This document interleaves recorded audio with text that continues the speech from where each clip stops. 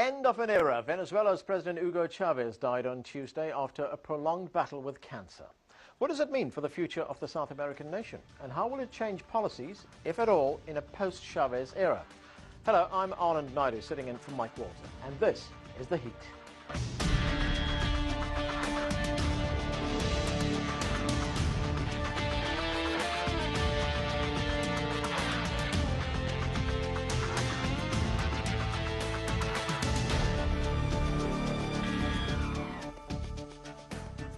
He was one of the world's most controversial leaders, an outspoken leftist, loved by many for standing up to the United States, but also accused by his critics of running Venezuela like a dictator. As Stephen Gibbs reports, love him or hate him, no one could ignore Hugo Chavez. It was in the 1990s that the former paratrooper first came to the attention of Venezuelans. Leader of an unsuccessful coup in 1992, he transformed himself into a formidable politician. His revolutionary rhetoric and promises of profound economic and social reforms united the left behind him and gave him a power base from Venezuela's poor. He was inaugurated president in 1999 with a substantial majority. Soon he set about constitutional reform, extending presidential terms and guaranteeing representative power to Venezuela's indigenous people. He even renamed the country the Bolivarian Republic of Venezuela after his hero, 19th century independence leader Simón Bolívar. Abroad, Chavez saw himself as a leader of a new Latin America, united in common purpose and in various degrees of opposition to the US. His closest alliance was with Cuba's Fidel Castro, whom he often described as a father figure. In a deal organized by the two men, Venezuela sent Cuba almost all the oil the country required. In return, Cuba sent Venezuela much-needed doctors. The arrangement helped secure Hugo Chavez's popularity amongst his country's poorest people and a second term of office. But not everyone has been happy under the president's rule. Venezuela's opposition saw President Chavez's constitutional reforms as increasingly autocratic. In 2002, violent clashes broke out in Caracas. During this turbulent period, a brief, unsuccessful coup was attempted against the president. He emerged only more determined and more radical. President Chavez always saw himself as an informal people's president. Every Sunday, he would host a program called Allo Presidente. Featuring phone-ins and ad-lib speeches, it would sometimes run for hours. As his rule approached its third term in office, his criticism of the US administration became his trademark. Ayer estuvo el diablo aquí.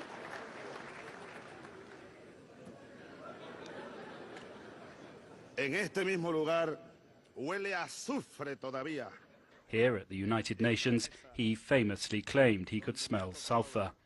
The devil, he said, in the form of President George W. Bush, had been at the podium before him. Relations with the Obama administration were only slightly more cordial. The two presidents met just once here at an America's summit. The US continued to view the leader of oil-rich Venezuela as a threat to the stability of the region. Hugo Chavez hoped to rule for at least another decade. In October 2012, he was re-elected for a fourth term with a reduced but still substantial majority, defeating Enrique Capriles, a young candidate who'd united the long-divided Venezuelan opposition. Ultimately, it was cancer, not his political enemies, which defeated him. In December, he announced that the illness had returned and that he would require further surgery. Leaving for Cuba that last time, he seemed almost as confident as ever. "I'll be back," he said. Stephen Gibbs, CCTV. Hugo Chavez's populist policies caused bitter divisions in Venezuela. His supporters praised his efforts to fight poverty. His opponents say he ruined the economy. To discuss that and more, I'm now joined by Miguel Tinker Salas, Professor of Latin American History at Pomona College in California. He's also author of the book the enduring legacy, oil, culture and society in Venezuela. Professor, welcome to the show. Thank you very much. Hugo Chavez either inspired adoration among his supporters or deep hostility among his detractors. Why was he so divisive? Well, I think if we go back to where Venezuela was in 1998, Venezuela had a national narrative as an export oil-producing country, very closely aligned with the U.S., that supported the U.S. during the Cold War. The U.S. viewed it as an exceptional democracy. The rise of Hugo Chavez breaks with that model, breaks with that narrative, because Venezuela also had 60% of poverty. It had people living under destitute conditions. And Chavez gave voice to those sectors in society. And Chavez began assuming policies of reclaiming the oil sector in Venezuela that had been nationalized in '76, but that still operated as a foreign conglomerate. He also began to incorporate sectors of society that had been excluded: women, those without land, students, Afro-Venezuelans, the indigenous, people of color. So he upended the traditional political arrangements that had governed Venezuela for the past 50 years. And in many ways, it's only imaginable that that would cause polarization in society. Yet, after all these years that he's been the leader of Venezuela, there is still a great deal of poverty in Venezuela. There's still a great deal of underdevelopment in Venezuela. I mean, I was looking this morning at the New York Times, and it has a headline which says, "In the end, an awful manager." That is justified, isn't it? Well, I don't think it is justified. Poverty has been reduced from 60% to below 26%. Those who lived under destitute conditions have gone from 26% to less than 7%. Yes, there are issues in the economy, but those issues are associated with the rentier state. When the oil continues to be, as it always has been, the dominant sector of the economy, it creates distortions in the economy. That happened throughout most of the 20th century. Since 1936, Venezuela has been a net importer of food. It continues to be, although it is beginning to produce more. So obviously, there are distortions in the economy that have to do with its role as an oil-producing economy. But the reality is that in many ways, he's alleviated poverty. He's reestablished Venezuela's presence on the international stage. One need only look at all the information and the interviews and the attention that he's beginning to draw now in death to understand the significance and the impact that he has had on Venezuela and on the continent, on Latin America, and on South-South relationships. Well, his policies resonated with those who didn't have, the poor, those who were living in poverty, and that subsequently became his political base, didn't it? Undoubtedly, the political base became not only those who lived under poverty, but those in the middle class who were disgruntled about their conditions, about the fact that the model that was operating in Venezuela, a two-party model, a pacted democracy that had excluded much of the population and that had created an artificial image of the country, didn't reflect the reality within the country. There were really two Venezuelas. The Venezuela that was associated with the oil economy and had the image of it being itself as an exporting country attached to the U.S., and the reality that most Venezuelans face on a daily life. And those two images have clashed, those two narratives have clashed, and Hugo Chavez represented much of the aspirations of those who had been excluded from the national narrative. If we could put some kind of measurement on what Venezuela has achieved under Hugo Chavez from the day he came into power until the day he died, how would you characterize that?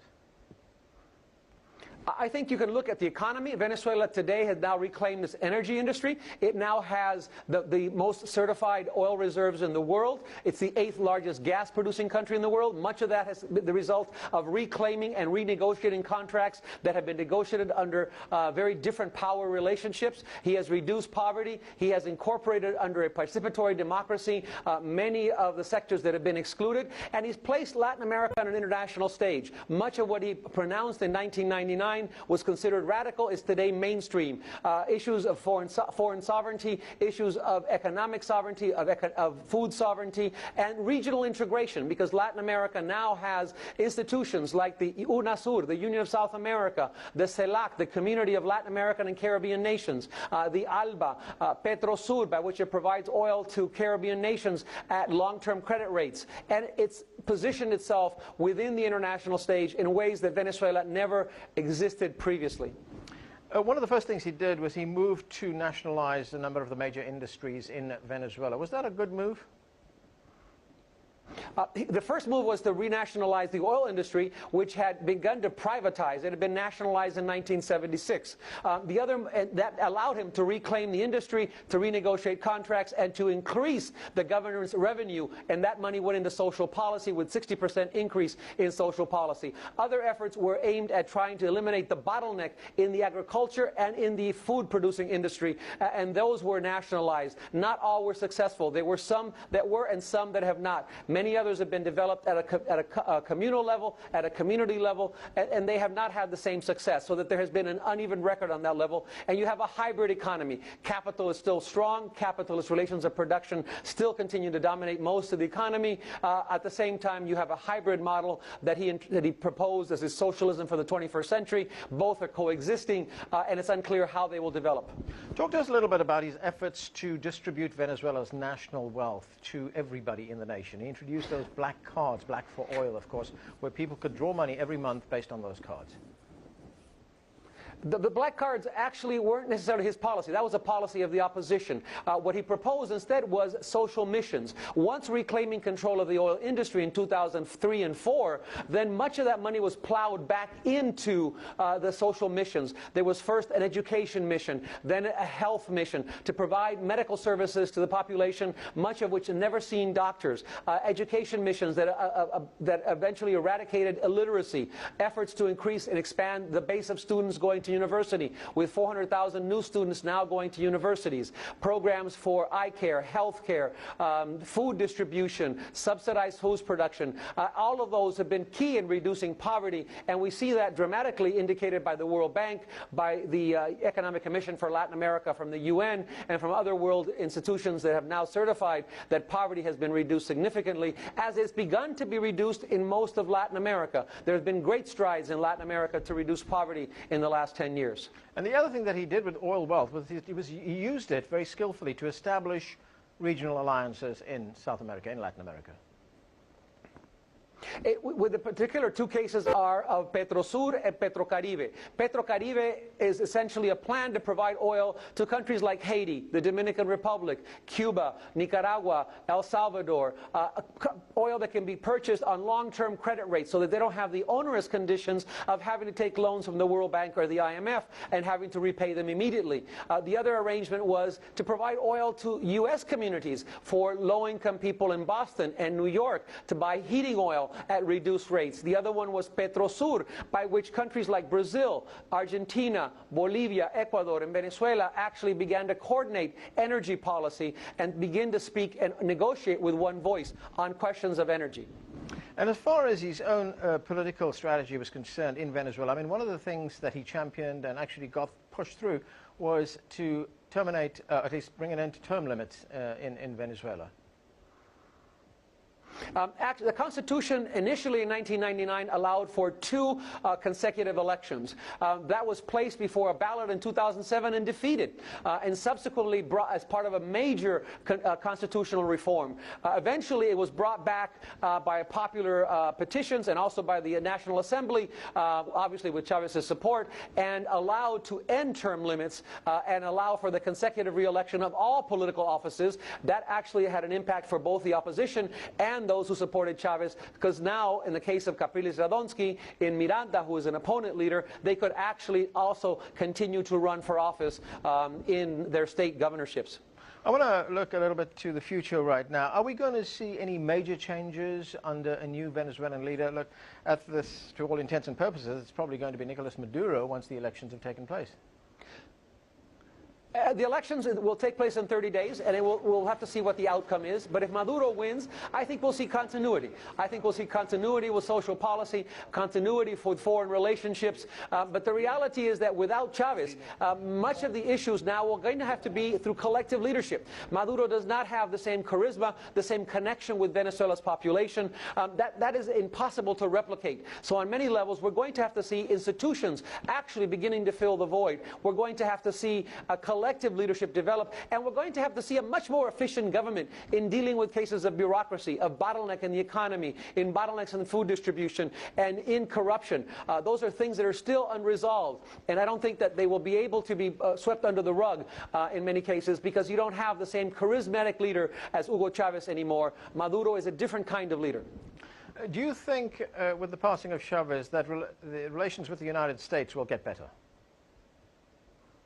I think not in the short term. I think in the next 30 days we're going to see a very hotly heated contested election. But I think after the 30 days and after the dust begins to clear, I think that there is a new opportunity. Opportunity that began actually in November when there was discussions between Washington and Caracas. I think that after the election there will be an opportunity once again to renew conversations and to try to resolve differences. But those differences also are related to the fact that Washington has not been able to understand changes in Latin America. Washington does not have an ambassador in Caracas. It also doesn't have an ambassador in Ecuador or Bolivia, two other countries in Latin America that also are part of the increasing social movements and the left tide in Latin America. So I think it also requires Washington to comprehend that Latin America is no longer its backyard, that Latin America has changed fundamentally, and that no longer can simply be taken for granted.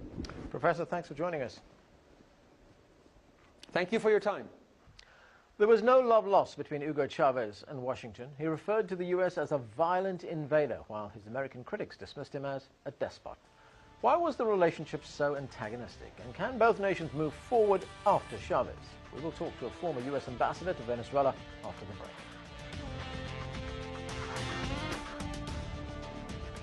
Welcome back. Hugo Chavez often talked about a global anti-imperialist alliance against Washington. He called George W. Bush the devil and dismissed Barack Obama as a clown. His American critics say Chavez was a power-hungry autocrat and a megalomaniac. But with Chavez gone, can both nations put their animosity behind them? Joining me now to discuss this from San Diego is Jeffrey Davida, who served as U.S. ambassador to Venezuela during the presidency of Bill Clinton. He was also an advisor to U.S. President Barack Obama during the Summit of the Americas in 2009. Thanks for appearing on the show. Let me ask you first, political and diplomatic relations between the United States and Venezuela have never been good under Hugo Chavez. How did it get to this situation? Well, I think, and I don't want to sound defensive, but I think the making of the very negative relationship between Venezuela and the United States was a product of Hugo Chavez. He started out very negatively. Very shortly after he took over, there were horrible landslides, rainstorms in Venezuela. The United States offered assistance, as we often do, and he refused in a very negative and hostile manner. I don't think the United States, and I'm speaking both of President Bush, President Obama, I don't think either of them have been particularly hostile to Venezuela. I think the hostility has come northward from Venezuela, and I think it was an integral part of Hugo Chavez's ideology and the way he wanted to present himself internationally. So you say Washington had nothing to do with the poor state of relations between Venezuela and the United States? Well, I'm not going to be naive and say we had nothing to do, but I think the gentleman came to office with an animus against the United States. I think he turned that into a very important part of his mood of governing and how he projected himself internationally. I think there have been any number of attempts on the part of the United States, both under President Bush, under President Obama, to have a better relationship. But I don't think that that fit the plan of Hugo Chavez. Would you say it would be fair to characterize Hugo Chavez as being suspicious of United States intentions in Latin America, given the U.S. history in Latin America, toppling an elected government in Chile, its involvement in the Dominican Republic, its involvement in Grenada? Did he have reasons to be suspicious of the United States? Well, look, if we go back into history, there are ways to justify any set of prejudices, whether you're talking about prejudices between France and Germany or Japan and China or what have you. The real issue is what is the situation today and in the recent past? And the fact of the matter is that I do not think that Hugo Chavez had reason to believe that the United States was hostile to him. I think he was operating on the basis of an outdated ideology. And by the way, he was also operating within Venezuela on the basis of an outdated economic model. So again, I don't want to come across as being very naive. However, I do think that the hostility was one way in its direction. You know, one of the things that Hugo Chavez did was that he was able to use Venezuela's oil wealth to establish regional alliances in Latin America. Why did the U.S. see Chavez as a threat to stability in the region? Well, he used his oil wealth principally to prop up the government of Cuba, replacing the Soviet Union. And today, Cuba receives more assistance from Venezuela than it did at the height of the relationship with the Soviet Union. Chavez has also sold oil at reduced rates to 17 other countries in the Caribbean and Central America. The United States has never objected to that. Nor do we see this as a threat in any way to the United States. Chavez has determined, or did determine, that he wanted to present himself as an anti-imperialist, anti-American spokesman. And there is a market in the world for that kind of rhetoric. Keep in mind, we remain the largest market for Venezuela's, in effect, its only export, which is oil. And probably we are the largest exporter to Venezuela of other products. That's right. In that respect, it would appear that economic realism trumped any kind of ideological differences between the United States and Venezuela, or as you said earlier, an outdated ideology that Hugo Chavez may have subscribed to. I mean, the fact that economic links never ruptured. There are huge trade relations between the two countries. No, they never ruptured. Chavez, I think, made a conscious policy and spoke openly of trying to reduce his dependence on the United States. And indeed, the amount of oil that comes into the United States from Venezuela has reached an 18-year low last year.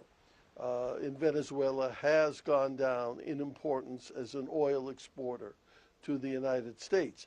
This is happening at a time, of course, when the United States is importing less oil generally. How concerned was the United States over the relationship between Venezuela under Hugo Chavez and Iran? Well, I think it is a concern, and it's not just a concern of the United States. The United Nations has devised a series of sanctions against countries that maintain certain economic ties with Iran. The United States has, and other countries, have imposed those upon Venezuela. Again, I think it was part of Hugo Chavez's political DNA, his genetic code, that he wanted to associate with those countries that are seen as hostile to the United States. This was a conscious decision on his part. And once again, I think the United States responded very prudently. Well, looking to the future, in certain respects, the United States, of course, anticipated Chavez's death. And even as early as November last year, a State Department official went down to Venezuela and put out a feeler to the Vice President, Nicolas Maduro, saying that, look, we'd like to reinstate our ambassadors, we'd like to restore diplomatic relations. So where does it go to from here? I think there will be a tendency, perhaps, on the part of those from Chavez's own political current to perhaps present themselves as even more committed to anti-Americanism than Chavez himself was in order to burnish their credentials. But my hope is that we'll have to see what happens in the election, what political force wins, and that I think whoever is the new government of Venezuela would find a welcome reception in Washington if they were willing to reach out. You say it is up to Venezuela. I mean, you appear to put the entire onus on Venezuela. Should not the United States put forward some kind of good faith move to restore relations with the country? I think the United States has acted in good faith. The United States did not kick out the ambassador of Venezuela until Chavez kicked out our ambassador. The United States, no leading, the President of the United States has not called the President of Venezuela a donkey or the devil. The United States has not acted in a hostile fashion toward Venezuela.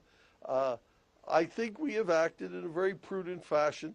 It's like having a neighbor who acts inappropriately, but I think we have conducted ourselves in a very civil fashion, much more civil than Hugo Chavez. And as I say, this was clearly an element of Hugo Chavez's public persona, and whether the next leader of Venezuela wishes to maintain that or not, I think the U.S. will respond appropriately.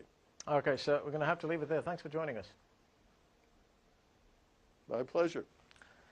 Chavez was an avowed socialist. His own humble beginnings made him a big supporter of the underprivileged. Not only did he use Venezuela's substantial oil wealth to tackle poverty in Latin America, he even helped struggling families in a country he loved to hate, the United States. Emily Drew has that story. In a small church in Maryland, we are deeply grateful to President Hugo Chavez of Venezuela. The 8th Citgo Venezuela heating oil program launched. Since 2005, the program has supplied 1.7 million poor Americans with heating oil, paid for by Citgo and the people of Venezuela. The program has aided homes, Native American tribes, and homeless shelters in 25 states. Tiara Frierson is one beneficiary. The heating oil program not only helped me, but it helps a lot of other families that just aren't in shelters, that are having trouble with their utility bills and staying warm. Like Tiara, most Americans who use oil heat are in the cold Northeast. On average, these homes will spend more than $2,000 US this winter. For some, that's more than a month's salary just to keep warm. The Citgo Venezuela program is controversial among American conservatives. The National Oil Company of Venezuela bought full control of Citgo in 1990 and is one of the biggest gas and oil players in the U.S. American program leaders say they're the only company to respond to the need for heat. I have asked every single oil company in this country. I have asked every OPEC nation. I have asked everyone I could think of for help. Some say Chavez was an enemy of the U.S. The poor who benefit say they don't care. No. My main concern is the heating source. Venezuelan leaders say the program reflects their company's principles. The logical thing to do was actually to return to the community and to the poorest what it is has been a good moment for our company here. Whatever the motives, leaders on both sides put international disputes aside. It's bigger than that. It's so much bigger. You cannot have stability if you're freezing. Emily Drew, CCTV, Maryland. Hugo Chavez there taking his particular brand of economic aid directly to the American people. That's it for this edition of The Heat. Please send us your questions, comments and suggestions to theheat@cctv-america.com. Once again, that's theheat@cctv-america.com. And if you missed any of our shows or to catch our programming online, you can log on to cctv-america.com. I'm Arnold Nile. Thanks for watching. Mike Walter will be back next week. Attention of Venezuelans. Leader of an unsuccessful coup in 1992, he transformed himself into a formidable politician. His revolutionary rhetoric and promises of profound economic and social reforms united the left behind him and gave him a power base from Venezuela's poor. Juro delante de Dios. He was inaugurated president in 1999 with a substantial majority. Soon he set about constitutional reform, extending presidential terms and guaranteeing representative power to Venezuela's indigenous people. He even renamed the country the Bolivarian Republic of Venezuela after his hero, 19th century independence leader Simón Bolívar.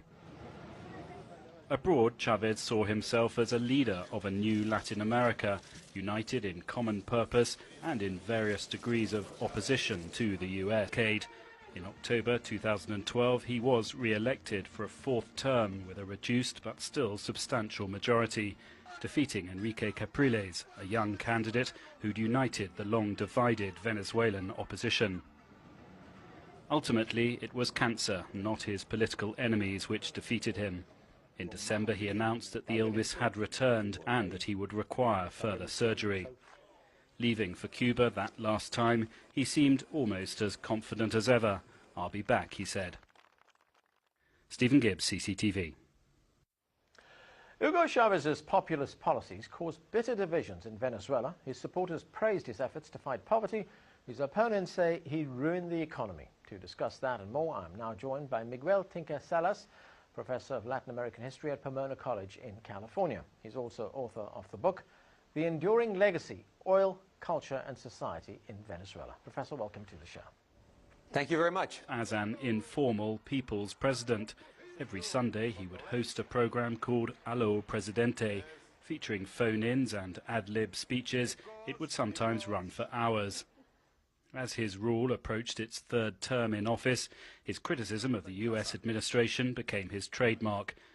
Ayer estuvo el diablo aquí.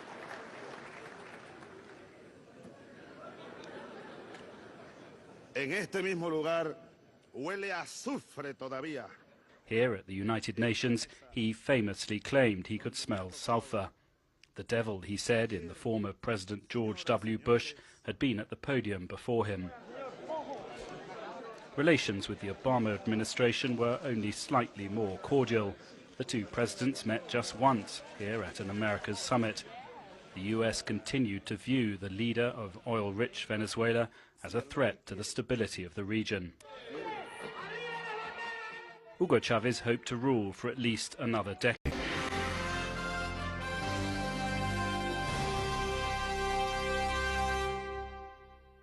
End of an era. Venezuela's President Hugo Chávez died on Tuesday after a prolonged battle with cancer. What does it mean for the future of the South American nation? And how will it change policies, if at all, in a post-Chávez era? Hello, I'm Anand Naidu, sitting in for Mike Walton, and this is The Heat.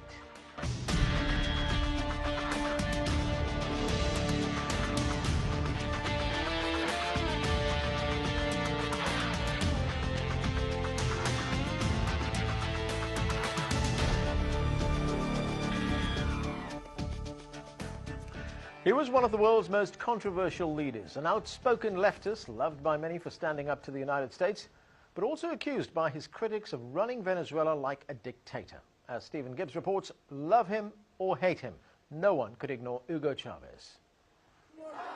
It was in the 1990s that the former paratrooper first came to the attention. His closest alliance was with Cuba's Fidel Castro, whom he often described as a father figure. In a deal organized by the two men, Venezuela sent Cuba almost all the oil the country required. In return, Cuba sent Venezuela much-needed doctors. The arrangement helped secure Hugo Chávez's popularity amongst his country's poorest people and a second term of office. But not everyone has been happy under the president's rule. Venezuela's opposition saw President Chávez's constitutional reforms as increasingly autocratic. In 2002, violent clashes broke out in Caracas. During this turbulent period, a brief, unsuccessful coup was attempted against the president. He emerged only more determined and more radical. President Chávez always saw himself